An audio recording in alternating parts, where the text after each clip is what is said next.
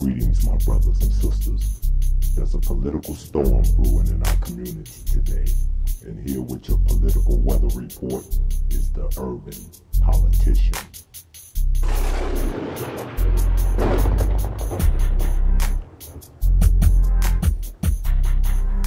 A BB for Hodier Warriors, and welcome to the show.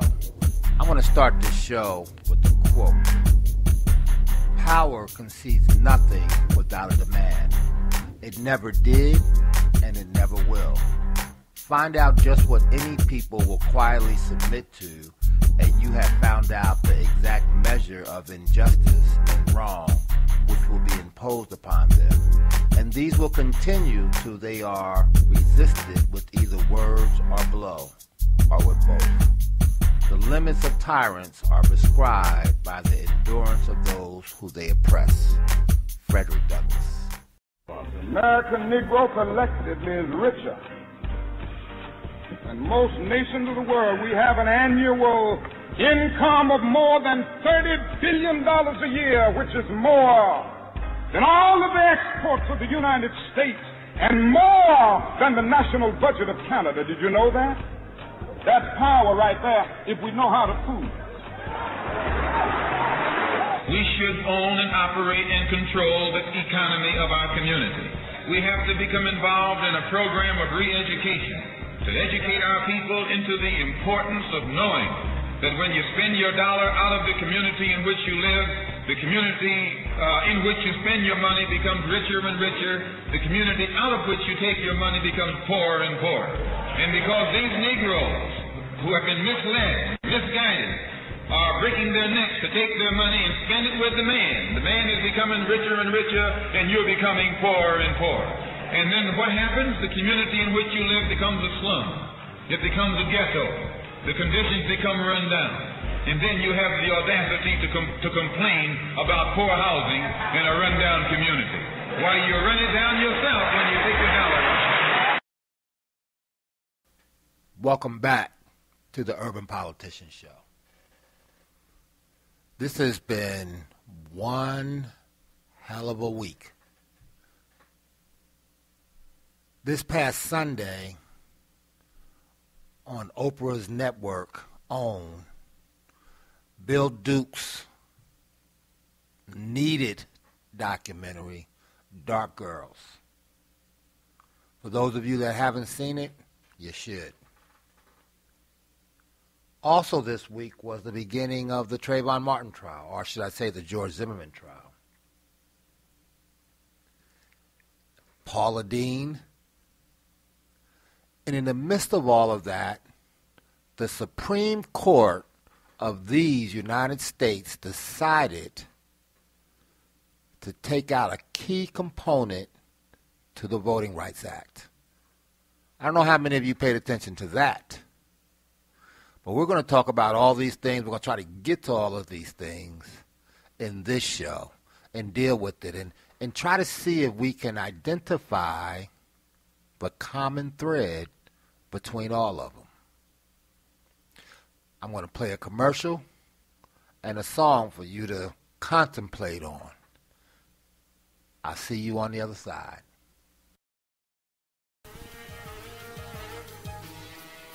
Tired of the same old air fresheners?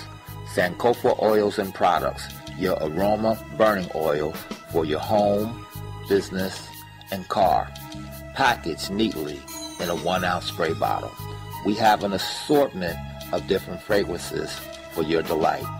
For more information, you can email me at info@sankofaoils.com, or you can actually order directly from the Facebook page, facebook.com/Sankofa Oils. Don't forget to like it. And by the way, you can also call me at 770-676-1459. We ship all around the country.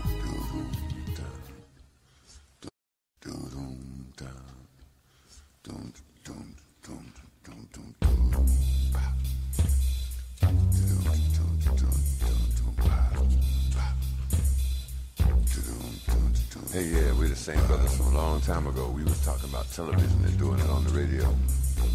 What we did was to help our generation realize they got to get out there and get busy because it wasn't going to be televised. We got respect for young rappers and the way they freeway in.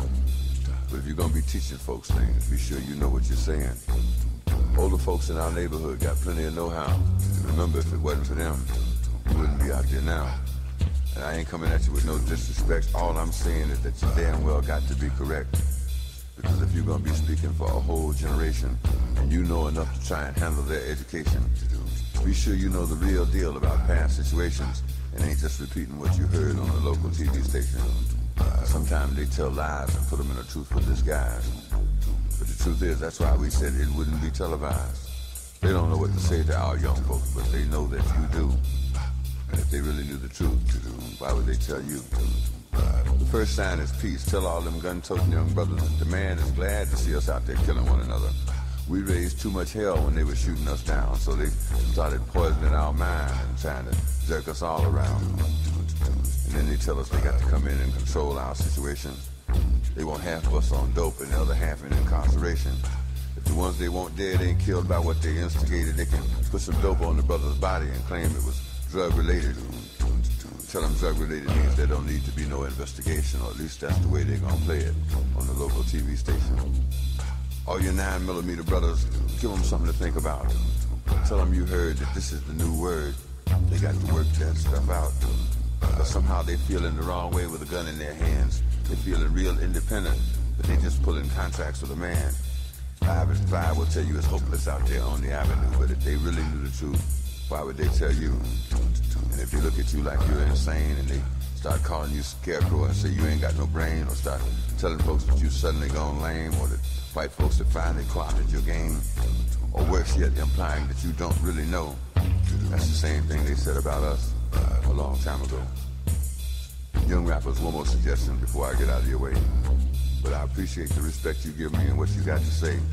I'm saying protect your community and spread that respect around. Tell brothers and sisters they got to calm that bullshit down. Because we're terrorizing our old folks and we brought fear into our homes. And they ain't got to hang out with the senior citizens. Just tell them, damn it, leave the old folks alone.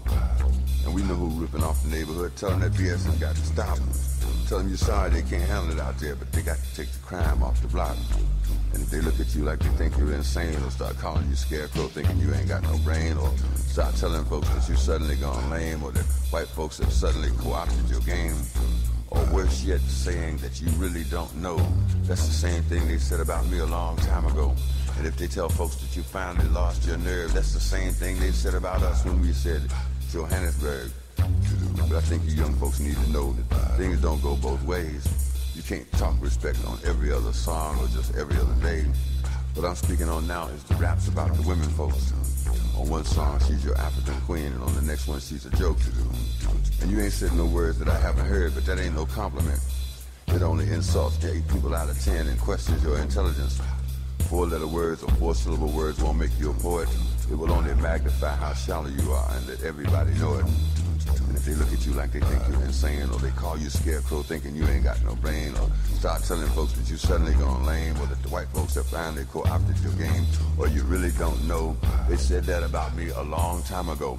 If they finally start telling people that you lost your nerve, that's what they said about Johannesburg. You ain't insane. You have got a brain. You haven't gone lame. You have got your game. Remember, keep the nerve. Keep the nerve. Keep the nerve. Keep the nerve. We're talking about peace.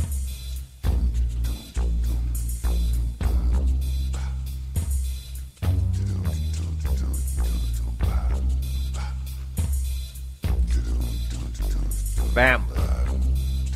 Warriors. Did you see Dark Girls?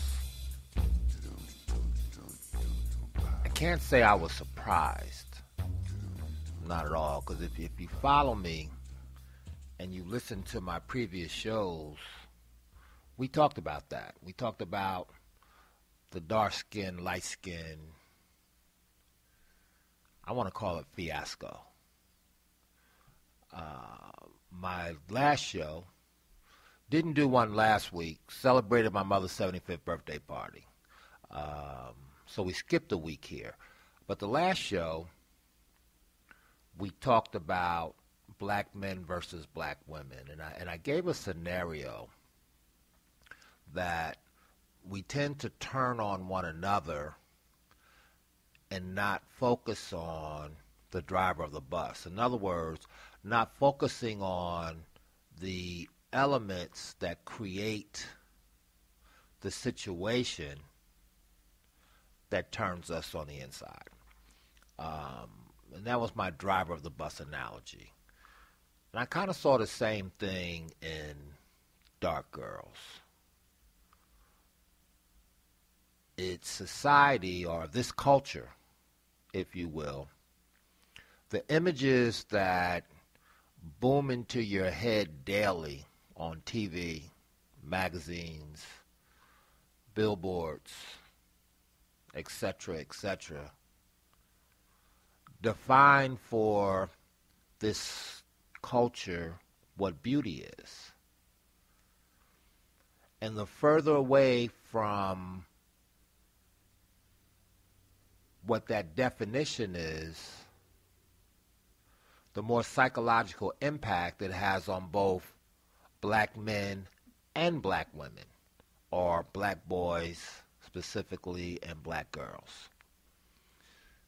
The darker you are, the less you see yourself or ourselves as beautiful. Now, I have a sister that's beautifully black, dark skin. And I know that she's overcome that over the years. But isn't it the fact that she had to overcome it, and you, other sisters out there, isn't it the fact that you had to overcome it? You shouldn't have to overcome it. The same with black men. And that doesn't need to that black men, the role that we play in this does not need to be understated. Because we're indoctrinated by those same images of beauty. So what do we want? Some of us want our women light-skinned or long hair.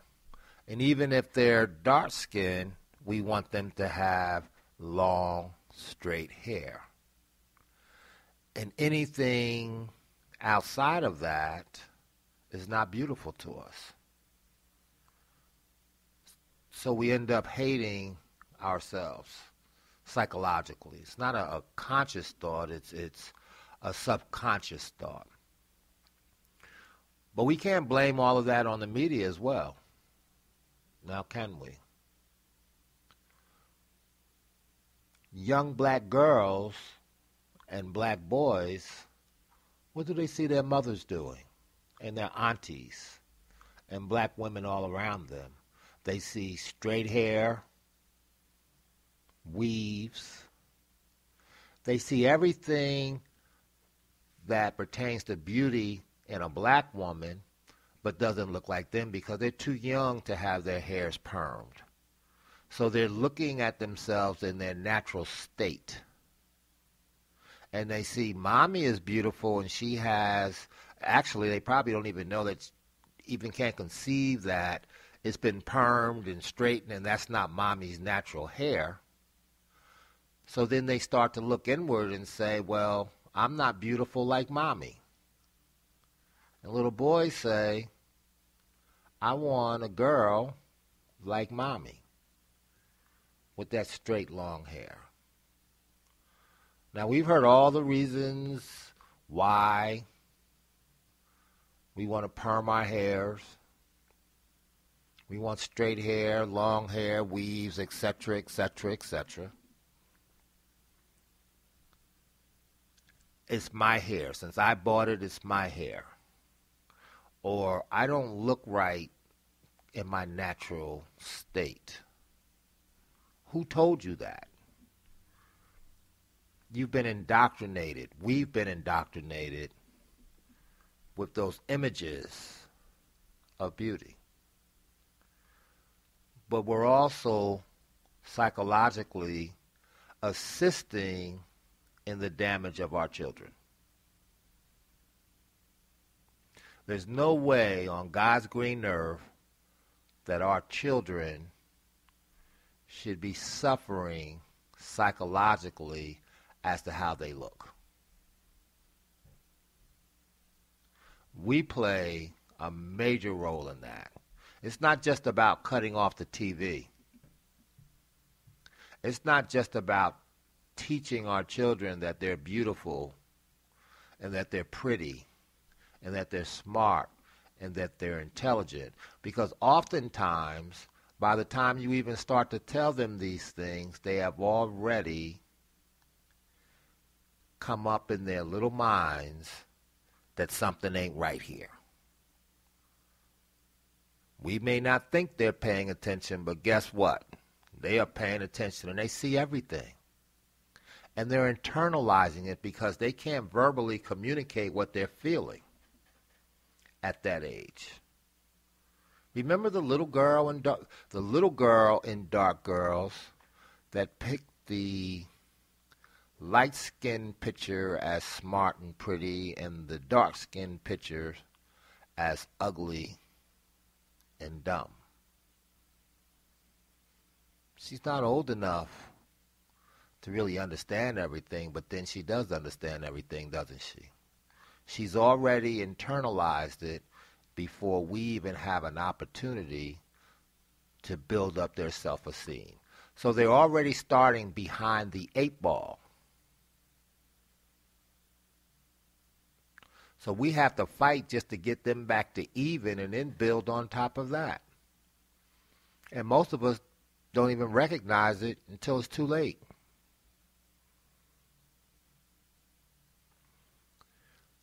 At some point, we have to begin to love our African selves, our natural selves. We have to not allow others to define what beauty is for us. We allow others to define just about everything for us. How we speak, our grammar, our mannerisms, our attitudes, our sensitivities, our emotions. Those are all being defined as to what is normal behavior in this culture. And it goes against the grain. Black folks are an emotional people, men and women. Us men, we don't like to acknowledge that. But we are emotional. It's who we are. But we're not allowed to feel that. We're not allowed to show that publicly, that we're emotional creatures. But we act it out all the time. I know in my day, you step on a brother's shoe, it was a fight. That's emotions. A lot of crimes against us, or between us, I should say, are crimes of emotions. Things got out of hand. So we're doing it anyway. So why fake it? Why act like we're void of emotions? Because this culture teaches us that, particularly for men, that you're supposed to be always logical. You're not supposed to have a sensitive side, if you will. They made sensitive for men to be a bad thing. That's your spiritual side. That's your energy. That's where your spiritual energy thrives. Not on your logic side, on your spiritual side, on that sensitive side. That's not soft. That's not synonymous with soft because you have sensitivity. Sisters that come up in the corporate world, they're taught in order to advance, you can't be emotional. You can't display emotions. And I kind of understand that in the workplace. I do. You have to maintain your jobs and your careers because you have to support your family. So I'm not knocking that, but understand what's going on here because that goes against the grain. That goes against who you are. I don't care how much you think that's who you are. You're taught that. You're indoctrinated. It's not your natural selves. This whole phenomenon played out even into the Trayvon Martin case. My dear, our dear young sister, Rachel Jeantel.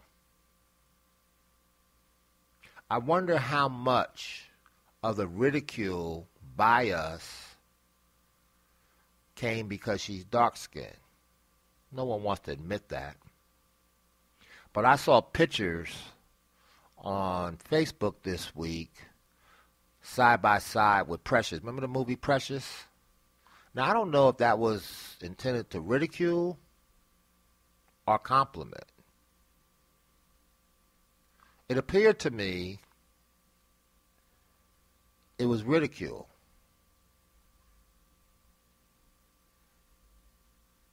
Now, I know a lot of the rhetoric about her was about her grammar.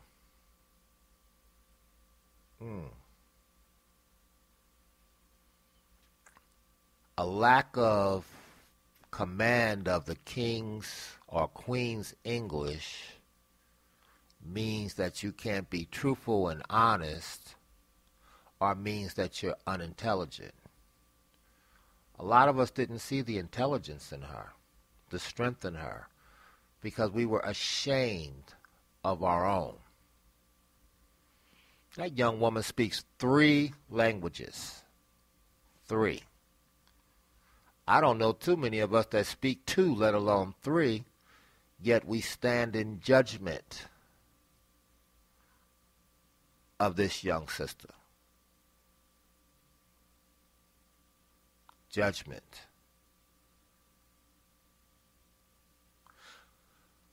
Me and others created a Facebook page. We stand by you, Rachel.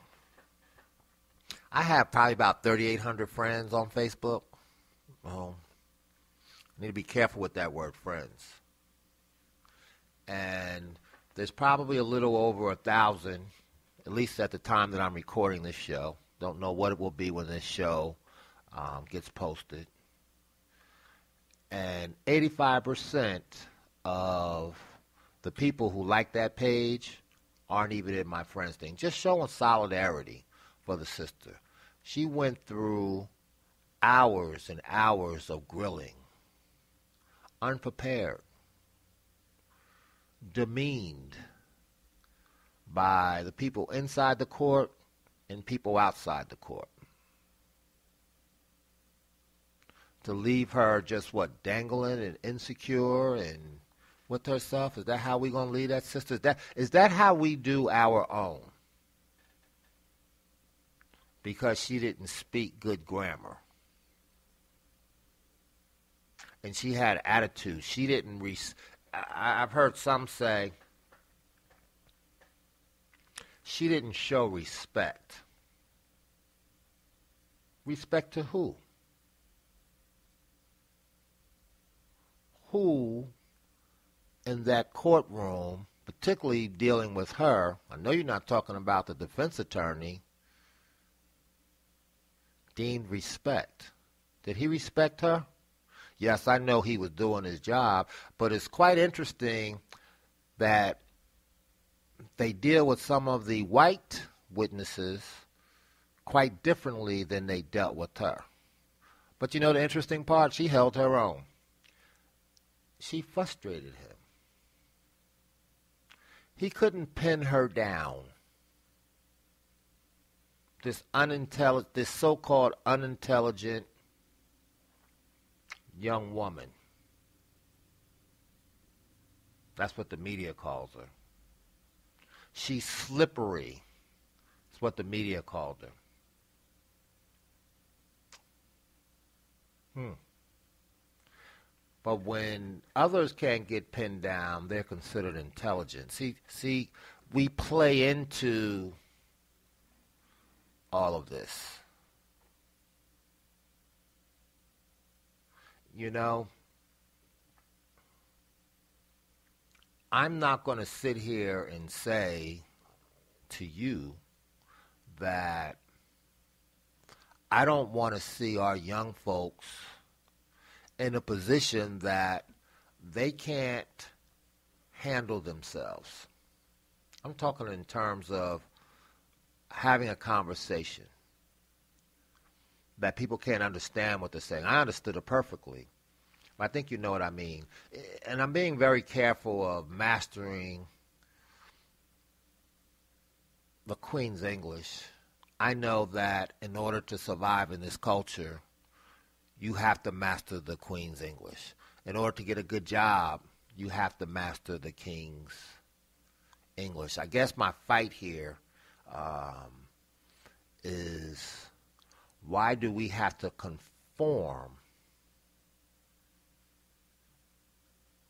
to someone else? Now, I know the obvious answers, because you want them to be, you want our children to be productive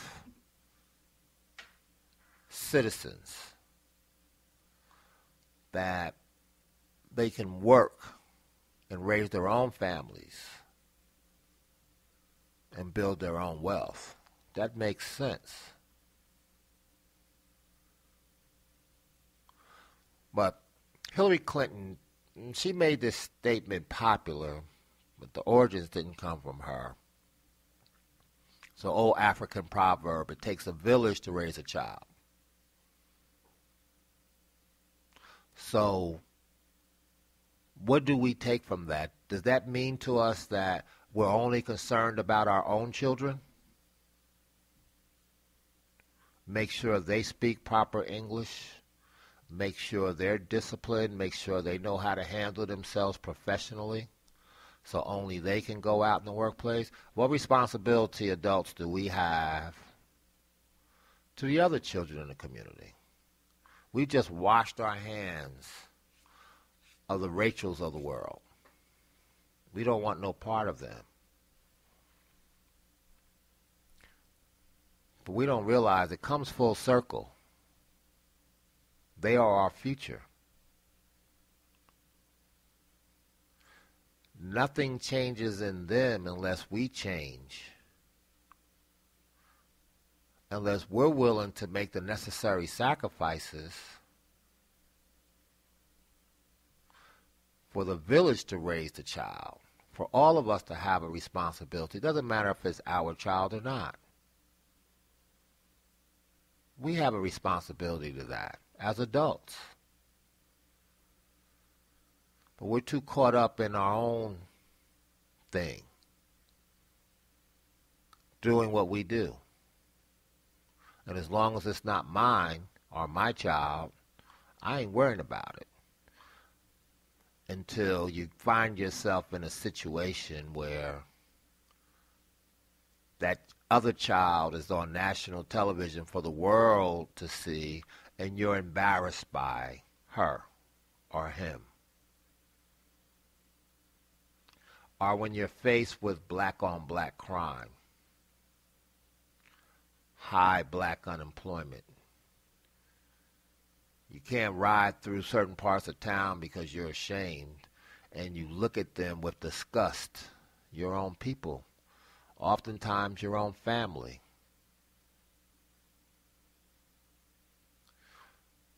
Malcolm X, I played a clip early in the show with Martin and Malcolm talking about spending money in our community. When you don't spend money in our community, you take the money out of the community, your community goes to hell for the most part. But we can't make that connection because we're too busy trying to buy the FUBU and the latest fads and clothes and the hair and the cars and homes, and do your thing. But what part of that do you give back to the community? Everybody, every other race of people, the Koreans, the Chinese, whites, they're about the business of protecting and maintaining their own community. What is it about us that allows every other race of people to come into our community to feed their families and to build their communities?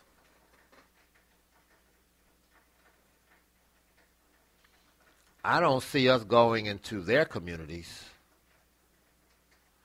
I don't even think that our businesses will survive in Chinatown or Koreatown or in a predominantly Jewish community.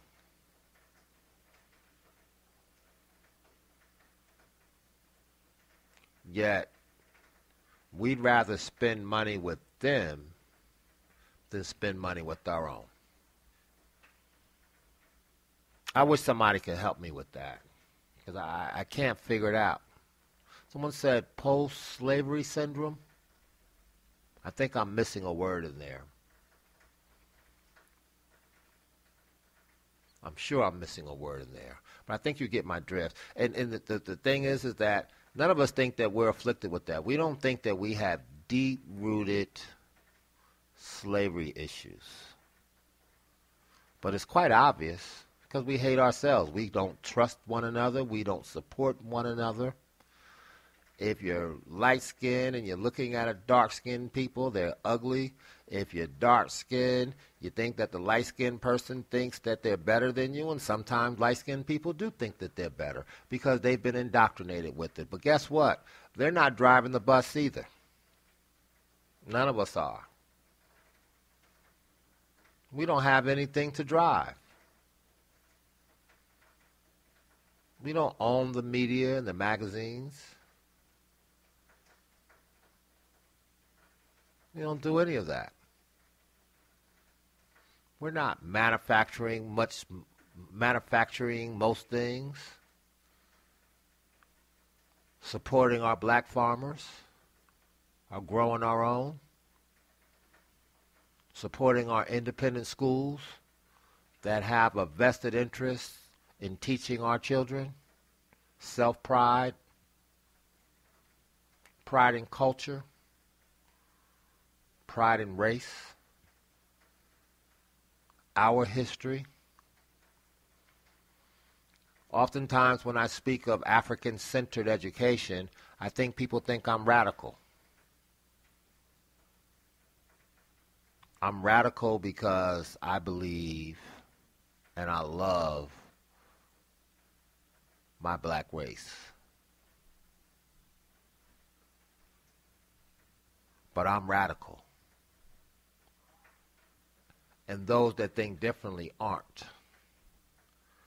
But those that think differently don't wake up every day asking themselves, what can I do to give back to my community?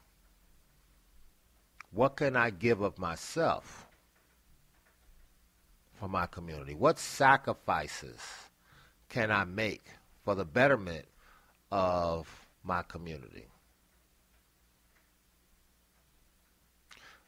Better stated, what sacrifices can I make for the betterment of our children? Think about that. How many of us actually do that?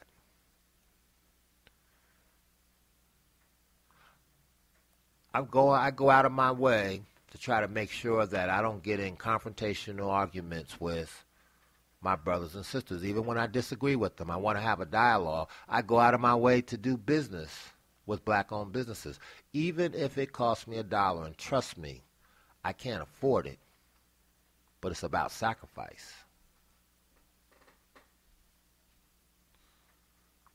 What are you doing?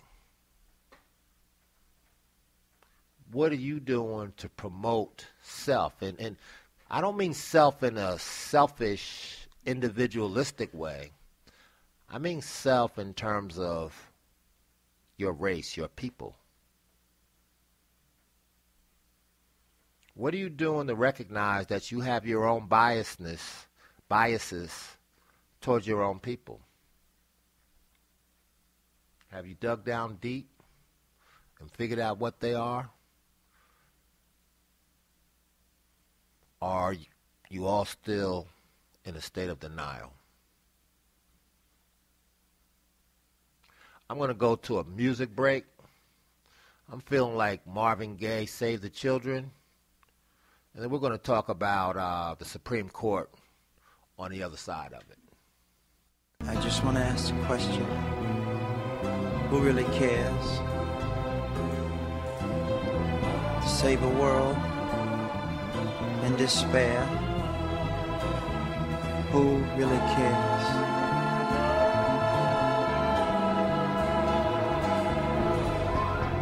There'll come a time when the world won't be singing,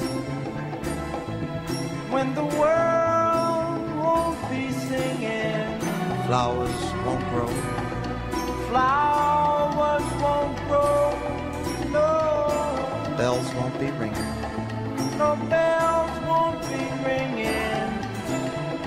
who really cares?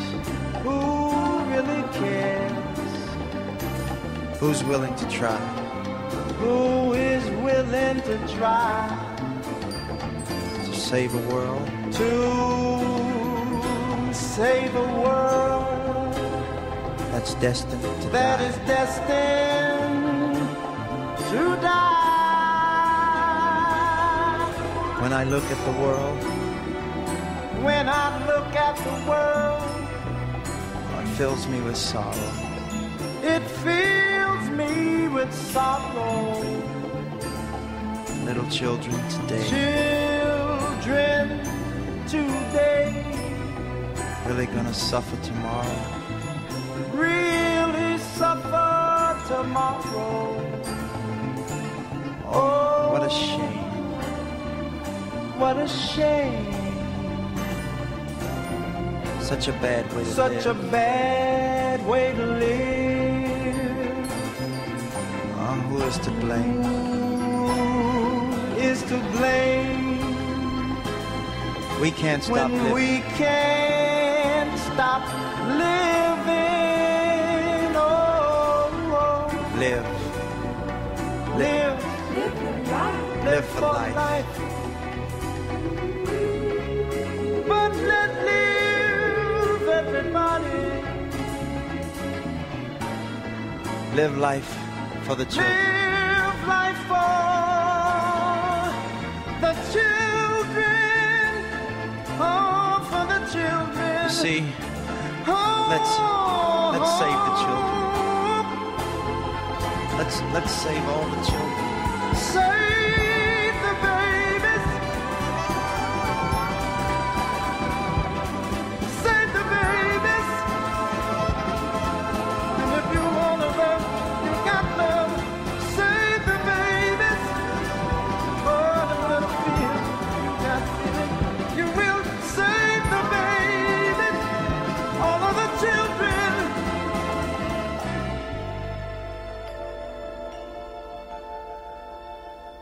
But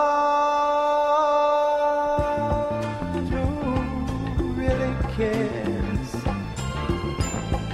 Who's willing to try?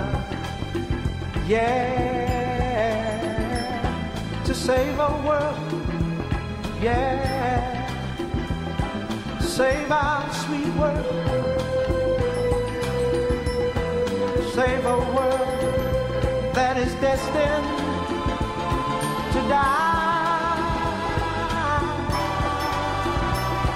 Oh, oh, oh, la, la, la, la, la, la.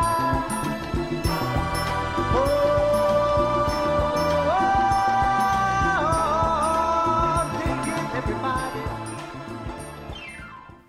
Who really cares? Who's willing to try to save a world that is destined to die? Wow, that's deep. He's putting us on Front Street. Who's willing to try? Try to save the babies. Try to save our children. I like who's willing to die for our children. not just my children, my bloodline, but all of our children. They need us. They need to see them in us. Anyway, I think I mentioned the Paula Deen thing. I know we're about to talk about the Supreme Court decision. I really don't have a whole lot to say about Paula Deen. I think that she is who she is. I'm not surprised by that. I also think it's a distraction. We're caught up in what Paula Deen said. Are you really surprised? When she said, when the question was asked, have you ever used the N-word? And she said, of course. That should have said it right then. I tuned out. After that, nothing else mattered. Really didn't matter before then because I'm not a follower of Paula Deen in the first place. But it was stated so arrogantly. Like, who doesn't? So I'm not really all that concerned about her. Her fate will be her fate. She'll get ridiculed and lose everything now, but you know what? They'll repair her. They'll save her. Because that's what they do. Yes, advertisers will pull out. Why? It's about money because they don't want us turning around and saying, we're not going to spend money with you because you continue to support Paula Deen. We think it's about morals, their morals. It's about that dollar. It comes down to the dollar. Get that. They don't want to take any chance. Home Depot, I understood Home Depot, Walmart, surprise, surprise. Target, pull their sponsorships, their advertisement from her today. It's not about morals. I know it's not about morals for Walmart. I know that for a fact. They took a big enough hit in this Trayvon Martin case with the Stand Your Ground laws that they're still supporting American Legislative Exchange Council. That's what it's about. They don't need another hit financially. They don't need black folks to really pull back those layers and see who they are and say, you know what, I'm going to stop spending money with you. So they're taking action before we get to that point. So Paula Deen, for me, I don't care about that because while all of this was going on in the midst of Paula Deen, in the midst of Trayvon Martin, off the heels of black girls, when social media was blowing up on those three subjects, the Supreme Court pretty much dismantled the Voting Rights Act. They dismantled Section 4 of the Voting Rights Act and kept Section 5. Let me break that down for you. Section 4 is the provision that states, I'm not going to state you legal terms here, but for the most part it's if a district or a state has been known in the past to have bias or prejudiced voting bills or difficulty in allowing all of their people to be involved in the process, then they were put on this list in Section 4. So therefore, if anyone in those districts or states tried to change their voting laws, the Justice Department would have to give them the okay in order to do it. So that's how we were protected.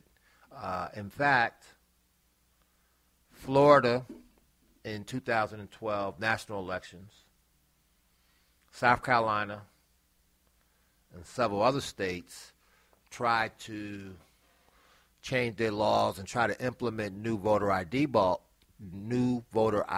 laws that the Justice Department said, no, you can't do it. They took the Justice Department to court, but the election had already taken place. In fact, it was either out of Alabama or Mississippi. It was Alabama, actually, that they didn't like the fact that the Justice Department said, no, you can't change these laws. So they appealed it, and they appealed it all the way up to the Supreme Court. Section 5 is the provision that allows the Justice Department to take these actions. Section 4 is pretty much the list. So what the Supreme Court basically did was saying, we're stripping Section 4 in the age of Obama. We don't necessarily need these things anymore. So there's no list. So there's nothing for Section 5 to enforce because they don't have anyone to look at. And then they gave it back to Congress, they being Supreme Court, gave it back to Congress for Congress to decide what districts, municipalities, or states need to be on the list. Don't hold your breath for that happening. The House of Representatives are not going to move on that. Forget about it for now. So before the ink even was able to dry, Texas, I believe it was South Carolina or Virginia, they already moved to change their laws. And you got Alabama, Mississippi, North Carolina. I think it was North Carolina that moved. Oh, and it's just not southern states, folks. Ohio, Pennsylvania, Iowa, Indiana, Michigan, and Wisconsin. They're moving to change these laws. Now, probably most of the listeners here have driver's license. So we're really not concerned because I guess we're saying it doesn't affect us. It goes back to that same theme where we become too individualistic. It doesn't matter to us that it affects others. As long as it doesn't affect me, I'm fine with it. As long as it doesn't affect my child, I'm fine with it. My children are grown, so I have no other school-age children, so I'm not concerned that they're closing down schools within black communities across the country or in major urban cities. Anyway, get back to this Supreme Court thing. Let me give you the backdrop. Within the next 10 to 15 years, minorities will be the majority people. White folks won't be the majority people in this country. They could not legislate us to stop having babies. It's not going to happen. So they have to do it in more subtle ways. And it's an array of things. And one of them is attack voters. Attack liberal-leaning voters, which comprises of us. 91% of black folk vote Democratic. And Latinos. The majority of the young Latinos vote Democratic. So who does this bill affect? It affects elderly people. I don't know how many of you have mothers and fathers that no longer can drive, so, their driver's license was taken away from them. Now put them in a rural area without really adequate, they can't drive, so now they're dependent on someone to take them miles and miles away, sometimes 30, 40 miles, to go to the county seat just to get a state ID identification. Not to mention that they have to find their birth certificates or marriage certificates to prove where they are, prove who they are. These are people that's been voting for the last, since 1965? So what's that, 50 years? That's not, my math's not even right. Yeah, 50 years, almost. Our young people, students, college students, your son or your daughter goes to school out of state or downstate or upstate. Their legal residency is at your home. So all they have is a college ID because the driver's license reflects your home address. So, we can just tell them to go ahead and change their driver's license. Why should they have to go through the extra steps? And how many of them fall out? Do you realize that if you just shave off 1%, if you shaved off 1% of Obama's popular vote, he may have lost that election to Romney. It makes a difference. And then you add on the prison industrial system. How many laws, how many things have been so criminalized today? I'm not just talking about drugs. And we getting locked up for anything and everything. Black on black crime. Trayvon Martins of the world. Schools shutting down in our community. All kind of things that's going on, brothers and sisters, that we're not paying attention to. White folks losing the majority status, we're the majorities. They have to maintain control. They are going to maintain their way of life. Now, yes, there's whites that are liberals and Democrats. I grant you that. But in spite of President Obama, despite a Democratic-controlled Senate, everything that is being done by Republicans. And they're doing it in the states in which you live. A good portion of us. So I guess if you're in California, or Illinois, or New York, you don't care because it doesn't affect you. But it will affect you. We start losing these kind of elections, it will affect you. You think they closing down schools now. You think they taking away women's reproductive rights. You think that there's a booming prison industrial system. You think that self-defense and stand your ground is lopsided. You think that's happening now. Imagine what's going to happen if we lose control. I would have thought we would have been screaming and yelling and jumping up and down and doing everything possible about this Voting Rights Act. Yet it's been awfully quiet. Our attention is on Trayvon Martin, as it should be. Paula Deen, don't understand that one. And then whatever else life has us caught up in. And all along, the Civil Rights or the Voting Rights Act has been snatched from you. Then the following day, the Supreme Court affirms gay marriages. I don't get that. How do you affirm one and not affirm the other? What does that tell you, Black America? What are all these things? I mean, this is like in your face week. Trayvon Martin, Rachel Jeantel, Paula Deen,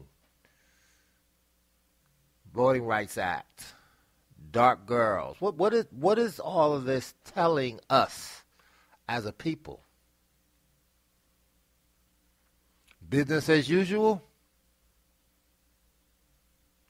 Or do we think that we have the inability to change things, so we're just going to ride it out and see what happens and pray to God that he's going to protect us?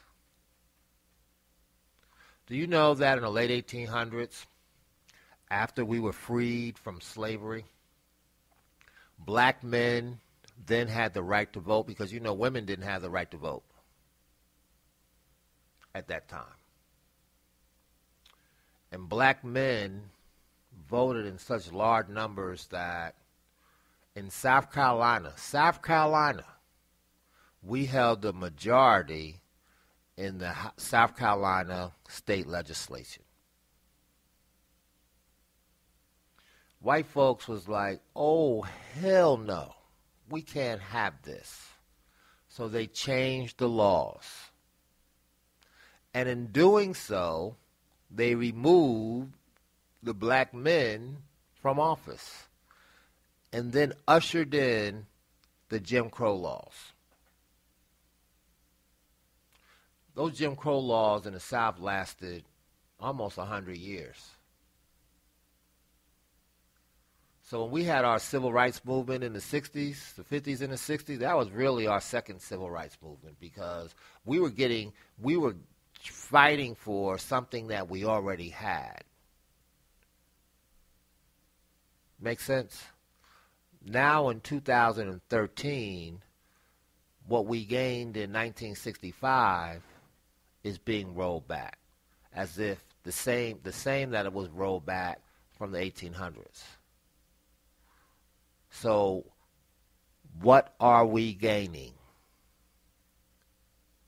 How are we progressing? Because every time we gain economic and political power, they change the laws. And I think they get away with it because we're too busy trying to please them. We want them to treat us equally. See, that's been our direction. Keep fighting and fighting and fighting so they could see their wicked ways, and they could change their wicked ways and then see us at equals. They are not going to change who they are. They are who they are.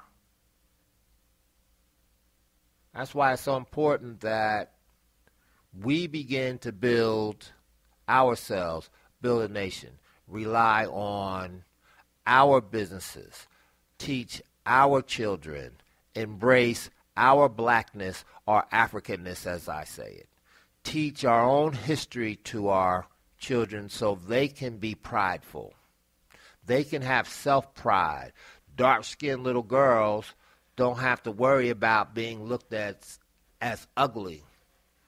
And black boys aren't looking at them as ugly because they're dark-skinned. We have to change that. We have to protect the Trayvon Martins of the world and the Rachels of the world. That's on us. I'm coming up on a hard 60 minutes, and I'm going to have to go for this week. But we're going to pick this up next week. We ain't finished because I think that the following week's going to have a whole lot more for us to talk about. So brothers and sisters, love you, appreciate you. Check out urbanpolitician.com. Please go on Facebook, my Facebook page, Urban Politician, and find the We Stand By You, Rachel link, and like it. Let's rally around one thing. Let's try to do this, and then maybe we can start to rally around other things, and start to have campaigns that we can grow a consensus that all of us can do together. Something that we can be proud of, and something that goes along with nation building. Let's create campaigns. Come up with ideas. Email me. I'm going to speak to them, but I think these things are important. So it might just start off with 5 of us, and then it grows to 15 of us, and then it grows to 100, and maybe 5,000, and then maybe 5 million. Let's start to build something. Let's start to come together under a cause so we understand what that looks like, what that feels like, and we understand how to operate under these conditions. Let's support something that's our own. Let's build it. Anyway, again, love you. See you next week. I'm out. Well, that's it, family. I'd like to say thank you for listening to the Urban Politician Show, and tune in next week at the same time, same place. Adobo. We're going to take you out with some Lauryn Hill. If you free your mind, your soul will follow. Everybody knows that they're guilty, resting on their conscience, eating their inside. It's freedom. Said it's freedom time now. It's freedom. Said it's freedom time now. Time to get free. Oh, give yourselves up now. It's freedom. Said it's freedom time. Yo, there's a war in the mind over territory for the dominion. Who will dominate the opinions, schisms and isms, keeping us in forms of religion, conforming our vision to the world church's decision, trapped in a section.